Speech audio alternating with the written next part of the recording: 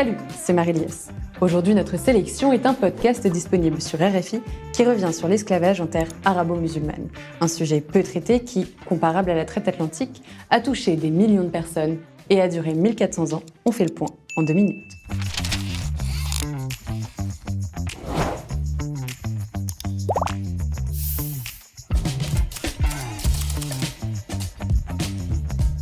À partir du 7e et jusqu'au 20e siècle, entre 15 et 17 millions de personnes ont été déportées depuis l'Afrique subsaharienne jusqu'au territoire arabo-musulman. Ces esclaves ont été utilisés comme main-d'œuvre pour construire des mines, des chantiers hydrauliques ou encore entretenir des plantations. Au total, les traites orientales seraient à l'origine d'un peu plus de 40% des 42 millions de personnes déportées par l'ensemble des traites négrières. Alors que le Coran autorise le recours à l'esclavage, excepté entre musulmans, de nombreux musulmans d'Afrique noire ont pourtant été des esclaves. Pour justifier cela, le monde arabe avait décrété l'infériorité de l'homme noir.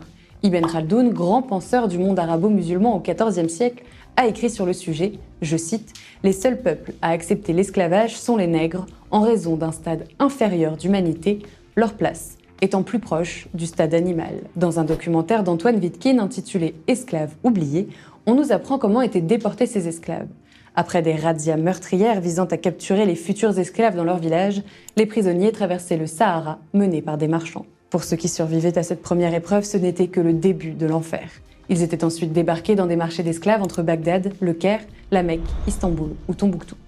Beaucoup d'entre eux subissaient alors la castration, provoquant leur mort à 70, voire 80%. C'est pourquoi il n'y a pas ou peu de descendants d'esclaves africains dans ces pays. Mais les acteurs de l'esclavage n'ont pas seulement été les Arabes ni même les Blancs. Des historiens pointent du doigt la responsabilité des Africains dans les deux traites, aussi bien arabes qu'atlantiques. Ils expliquent combien certaines élites africaines avaient très bien compris leur propre intérêt économique à servir de relais pour la capture d'esclaves dans les villages. Pour Marie-Claude Barbier-Moziman, maître de conférences à l'ENS Paris-Saclay, dans la région des Grands Lacs, ce sont d'abord les missions puis surtout la colonisation qui ont permis de stopper l'hémorragie. Si vous voulez en savoir plus et échanger sur ce thème, retrouvez-nous sur Internet et les réseaux sociaux.